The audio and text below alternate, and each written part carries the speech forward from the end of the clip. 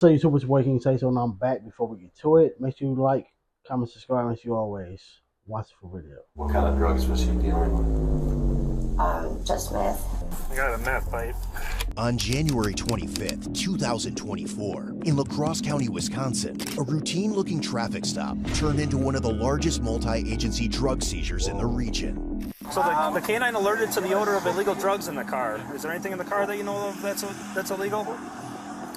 I don't know. I went to shopping. At the center of the case were 59-year-old Tudang and his 59, 50-year-old bro? ex-wife Jua Tao, a couple who, by all accounts, lived an ordinary life until law enforcement discovered evidence of active drug distribution from their home. If they don't pay, don't give it to them because you're gonna get trouble. And like I always scared, and I always tell him stop. Around 9 p.m., Oh, she Officer told. Sis She's like, I ain't going initiated to a get traffic you. stop while the suspects were traveling on the highway. He had some If I'm 59, my wife 50, yeah, go ahead and tell me, babe. Go ahead, because anytime that we get, bruh, we're done. So yeah, go ahead and tell me, babe. report from Wisconsin State Trooper Degree and Officer Johnson. 59, bro, you're done. Officer says with 10 Capitol years Police in that Department. thing? The reason I'm stopping you is your damaged windshield. I saw it as you drove by me. Has it been like that for some time? We take my mom to funeral Yeah. on the road. The truck coming. A truck got you and smashed it. Okay, do you have your driver's license with you and your insurance card? Yes, sir.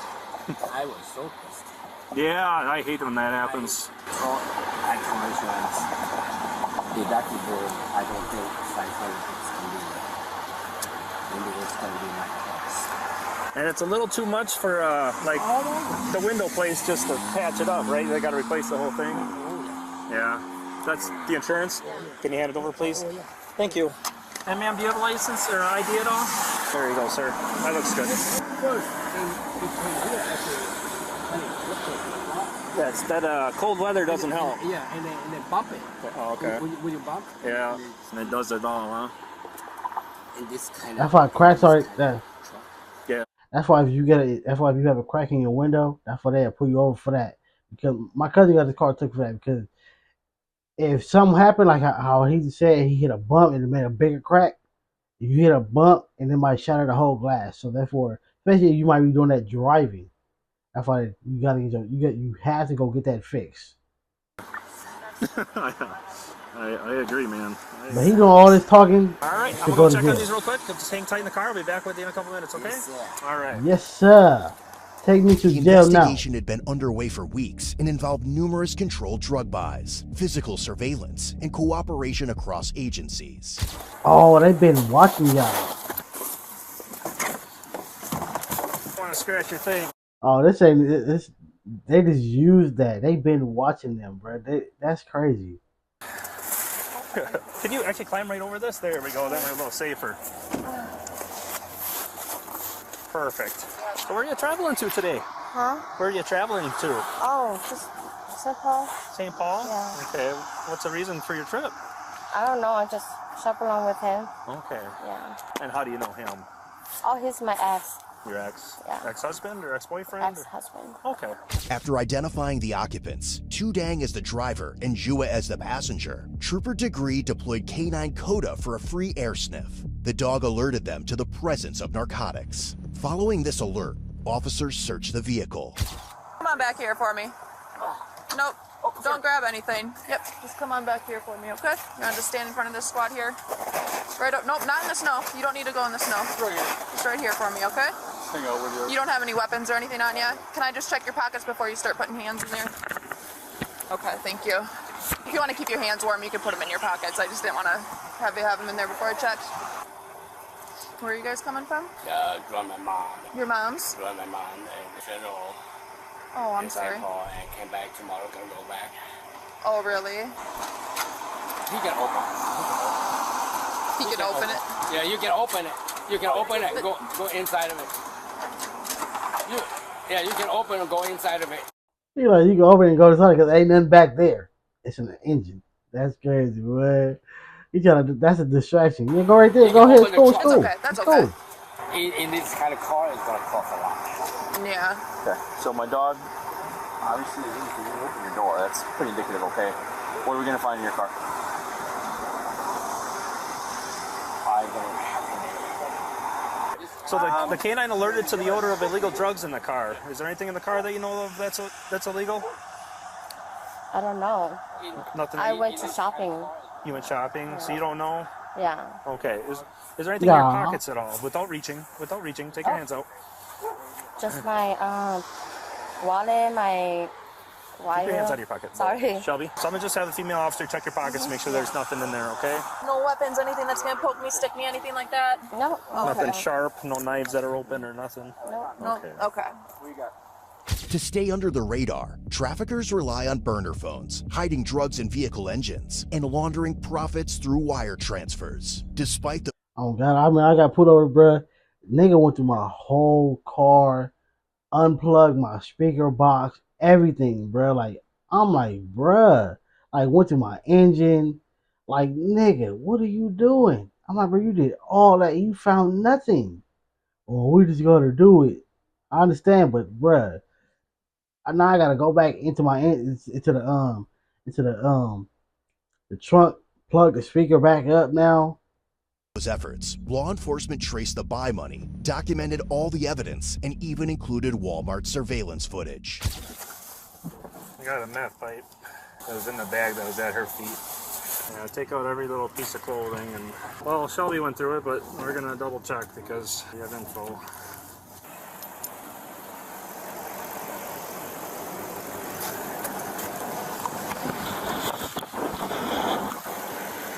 I think I got it, Cody. What was it? Under the oil. You guys want to go put those two in cuffs? Where was it? Under the oil can. He had an oil can and a bottle of oil over it. That's got to be a couple pounds. So. You thought that was a stash, bruh? They discovered a plastic bag hidden beneath the hood with approximately 443 grams of methamphetamine in crystal form. Both Tudang and Jua were detained on site and transported to the La Crosse County Sheriff's Office for questioning. Their vehicle was later towed and secured in evidence storage. Are they in? She's in mine yet? Shelby just walked her back. Okay. He's mine. I haven't talked to him or told him. Yeah, do not say anything to Can him. you take him to the sheriff's office, not jail, to like the back lot, and I'll have them meet you there. They want to debrief them. We can load this back in here. What did Josh? On the driver's seat. Oh. I'll take all the evidence for now. Yeah, I'm just gonna throw it in his bag. I'm gonna throw wallet, phone, But yeah, pipes. You didn't notice any ledges or anything, did you? I did not. Okay. I didn't see it. We can load this back in the back. You can just tell him he's under arrest. We're going to transport you to the sheriff's office. There's somebody there that wants to talk to you. Don't Mirandize or anything. They'll do that. Yep. All this shit was. I'll take care of it. Can you transport the female to the sheriff's office? Damn. Yeah, to the sheriff's office. Yeah, the back lot. I'm going to have the investigators meet you over there to interview them. Okay. Back at the sheriff's office, Jua agreed to an interview with investigator Leinfelder and Officer Johnson after being advised of her Miranda rights. Well, it's not Friday. Do you work? No. I suppose you don't get paid for babysitting the grandkids. I wonder if it's both of them, or if it's just him. And for this ride, he had her go because it looks less suspicious when it's two old people driving together versus one by themselves. No. Well, my son-in-law said, "Mom, if you babysit, I'll pay you $50. I'll send you $50." And I said, "That would be nice." And then do you get it? No. It was gonna say that, but I'm here now, so it's okay. Or a dinner or something. Can you give a message to my ex-husband? Is that who was in the car with you? Yeah. What's that? Tell him that I love him very much, She know they're done. and because his stubbornness And because what? he don't listen to me. I have always loved him with my whole heart, but That's not enough. I can tell him that. You guys stayed friends? We stay friends. And I always tell him that, all you have, your children and me, is enough. He doesn't see. He pushes children away. He pushed me away. The children stay away from him, but I couldn't let him be alone. He doesn't have anyone, so I stood by him. He chose to go a different way than his family? Yeah, no matter what I do, he always... Damn, boy, I would love to find me somebody like that, boy. That's that undivided loyalty. Like, they are going nowhere. She's like 50 years old. She probably didn't know this man since she was 20. say that is, I'm not good. Oh, I'm sorry. Yeah, but I felt that because he doesn't have parents to love him and show him love, and all he knows is like tough love. Jua said flat out that her children stay away from their father. She stayed with him, she said, because she didn't want him to be alone. So what do we take from this? That even She's good finna get ready to intentions tell. or love or loyalty won't save you from consequences. That grief, left unaddressed, can grow into something much darker. And that the system, whether it's law enforcement or courts, rarely gets called until it's far too late. Someone stand by him and make him feel like he's not alone. But he still feels that way, huh? I told him, don't do this. This is not us. We don't born this way. We don't raise this way. You want children, I give you beautiful children. I love you. I've been giving you my whole heart all my life. Is it Joe, Julie? Georgia. Julie, before I ask you any questions, you must understand your rights. You have the right to remain silent. Any mistake can be used against you in court. You have the right to talk to a She's lawyer finna for tell advice everything. before I ask any questions I have with you during the time of questioning. This is saying that you understand those. You can check that, yes, and then sign and date it. She signed the waiver and spoke candidly about their involvement in the drug trade. Jua explained that the couple's descent began after a personal tragedy, the loss of their child approximately 2 years prior. How did we get here? I don't know. They tell me, like I was telling her, standing by him because I love him. My whole heart. My children said, my family said, he don't love you. Why are you staying with him? And I told them, I feel like he just wants to be loved. But his children love him, but he doesn't see I love him. He doesn't see. He want more. He was living a normal life. We all living normal life until my son died. My son died 2 years ago. I'm sorry. How did he die? He died from his sleep. We got the last Christmas together, and then he went, and then he never woke up. How old was he? He was 35. They ever figure out what happened? I don't know. Really? But he had kidney problem too since he was 11. So he been through a lot. At that time, from my husband not the same anymore. He can't sleep. We all grieve. It's terrible. We grieve. That's time we have to let go and move on. Cases like this aren't always black and white. On paper, it's a drug bust, meth, guns, cash, the whole operation. But when you actually read through the reports, talk to the evidence, and listen to what was said in that interview room, you see something a little more layered.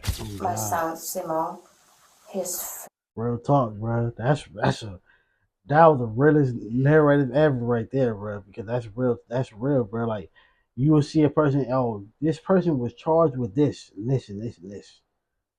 Now, there's some crimes where it's no excuse, but there's some things where you gotta especially if they're telling the wholehearted truth, why they did what they did, and they're like, oh,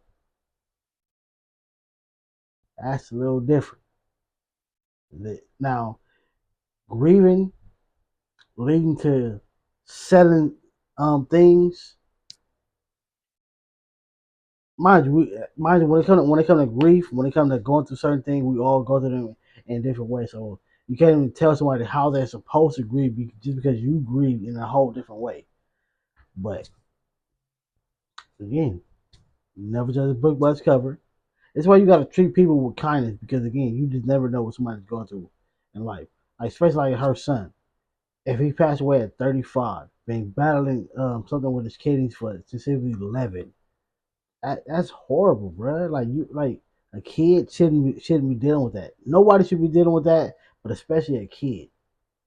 and you've been dealing with since you was a kid, bro, and you finally went in a peaceful way, went in your sleep.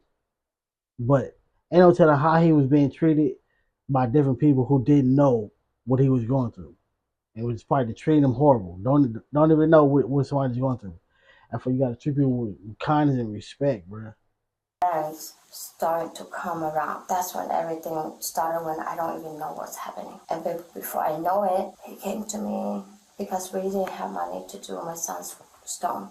So my husband came to me and said, we don't have money, so can we do this for my son's stone? And I said, no, that's not us. That's not us. We'll find a way, we do fundraise. And he said, just try. And then that's how he did started. Right. But when he started, he started by like those young kids came around him and told him about, how they doing this and how they got making him feel like he feels sympathy for them. What do you mean by when you said they're telling what they were doing this? Like they said, we don't like when they do drugs, they like the people that selling to them charge too much. Charge too much. Okay. So my husband, he's a good heart. I'm telling you, he's not a bad person. He's a very good heart man. His heart is like very humble. So he feels sympathy for them, and he said, you know what? If you really want to do it, I help you. I help you, and I help you, and you just take the profit, so that you can build and you can buy clothes, and you can have money to buy clothes and food because they're homeless. And that's how everything started. Simultaneously, agents with the West Central Metropolitan Enforcement Group executed a search warrant at the couple's residence in La Crosse. Officers. She said he started because he was trying to get a tombstone for her son, and then people kept coming like, oh, like the other people that they get it from, they charge too much, and he like, man, you know what? I'm gonna look out for y'all, and I'm gonna set it for a cheaper price to look out. The getting started part for that reason, and that especially if that's something that that's a horrible thing to go through, just to lose your son. So that one I can understand, but the continuing apart because these people are getting overcharged, no. Not that one. The first part, yeah, I understand. I can get that. Recovered additional quantities of methamphetamine, totaling more than 200 grams, alongside 190 grams of marijuana stored in jars and baggies. One particularly alarming discovery was methamphetamine concealed in a child's blue jean jacket. Investigators also located a black high .9 millimeter handgun, rifles chambered in 22 and 30-06, a .177 caliber air rifle, and numerous items of drug paraphernalia. A locked black safe containing drug-related evidence was also seized, as were surveillance hard drives that appeared to have recorded security footage from inside the residence. What kind of drugs was he? He was the plug. Just meth, no marijuana, nothing else. Okay. Yeah. So when he didn't get anything, and I said, you need to stop because there's nothing here, And then he said, no, we want to help them, so let's continue. Jewett didn't lawyer up or plead the fifth. She talked, and she didn't glamorize anything, if anything. She admitted they were dealing drugs. She admitted they got in too deep. When it's fronted to him, how does he then pay for it when he goes back up? He just told them to get the price that the guy wanted back to him to give to the guy, and then the profit the kids can have. Do you know what the price was that he had to get back to the guy on any of that? No, at that time I don't know anything. Okay. Yeah. Eventually, did he go bigger than a zip?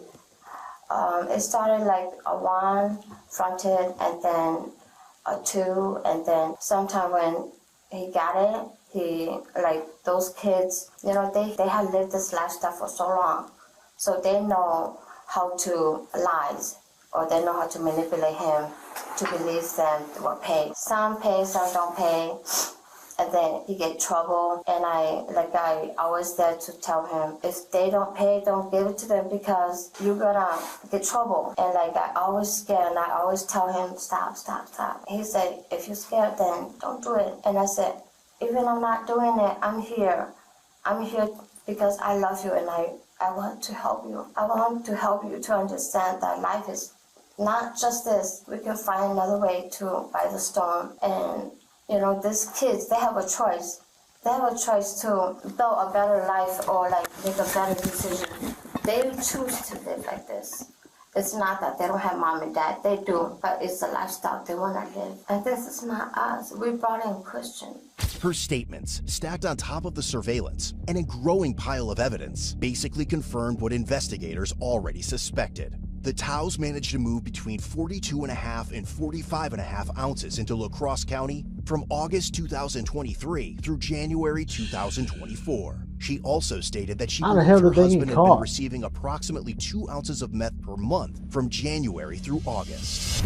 In the 6 months leading up to his arrest, Tudang was involved in distributing or possessing with the intent to distribute more than 5.5 kilograms of methamphetamine. According to his own statements, he sourced meth from various suppliers located in Minnesota, California, Canada, and Mexico, and acted as the main supplier for at least 6 other drug distributors. Throughout the investigation, a series of controlled buys were conducted, during which Tudang and Jua unknowingly screwed themselves over right in the ass and sold a total of 203.9 grams of methamphetamine to a confidential informant. Oh, he sold it to a In cop. at least one of these transactions, Tudang was armed, and he later attempted to obtain additional firearms, reportedly to provide to his drug sources. The couple took a break in December 2023, but resumed activity in early See, that's the part that make it look like it's beyond you just trying to help somebody. Because you're buying straps. Like, January, and on the day of their arrest, Jua said they traveled to Minneapolis to purchase 1 pound from a man known only as Joe, who she described as Hispanic. How many times have you either gone up to Minneapolis and got meth or had meth delivered down to you in those At last the 2 years? beginning, it was like they come down How often? once or twice a month. Once or twice a month? And what would Yeah. they bring down when they come down once or twice a month? I not really know because at the beginning he was like negotiating with him and like talking to him. So I don't know anything until later. Then the guy was like pissed with him that he doesn't have the right money, doesn't have the right number, and he was at him. And I said, honey, don't do this because you don't know how to do it. But he said, you know, he will try. And then he's not good at computer technician or like dealing with numbers or reading. He doesn't have patience. I ain't gonna lie, she make this nigga seem like a good, wholehearted old dude that was just trying to look out and just like you said, things just got too far, went too deep. But then when you look at him, it's like nah. So when she like he was computer savvy and he was getting in trouble, like he's a new plug, but don't know what he's doing. But you the plug for like 6 different plugs or 6 different states.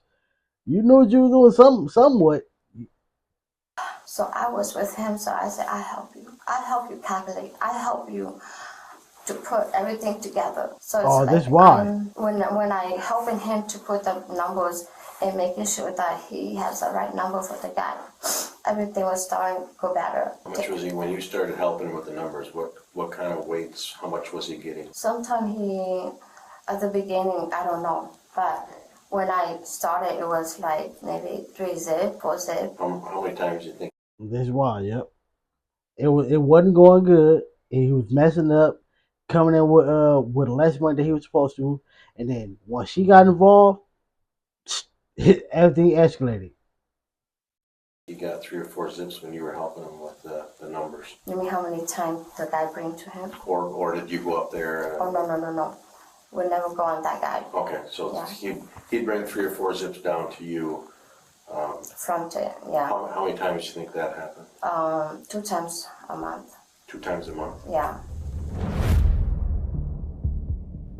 In the end, both Tudang and Jua were charged with multiple felony offenses, possession with intent to deliver methamphetamine, and maintaining a drug trafficking place. Tudang was released on a $7,500 signature bond, Jua on a $5,000 bond. But given the volume of drugs involved and Tudang's suspected connections, the state referred the case up to federal prosecutors. When a U.S. district judge finally sentenced him, he described Tudang as a serious risk to the community, and on March 3, 2025, Tudang and Jua pleaded guilty to federal drug charges. Ultimately, Tudang was sentenced to 90 months in prison, 7.5 years. And Jua was sentenced to 5 years of probation. Some believe she was forced into Tudang's operation out of fear, while others wonder if she was just as involved. No, I don't think it was out of fear. It was out of love, but she for sure was the calculator to the plug. Just better at hiding it. This case was a reminder that drug trafficking doesn't always come with a warning label. Sometimes it's not the shady figure in a dark alley. It's an ex-couple driving home, looking like they had just finished a weekend antique shopping trip. Or it's a quiet man in his 50s, living what seems like an average life, who turns out to be running a side hustle as a full-blown drug lord. Got a closet full of shirts. Never judge a book by its cover, because like look at all the like I guess the top like El Chapo. You look at him, old dude. If you took away the name and took away like the thing that you know about him, you would look at like bro, this is an old dude that wouldn't do nothing. Grandpa, can I borrow $20? But then you know it's like hold up.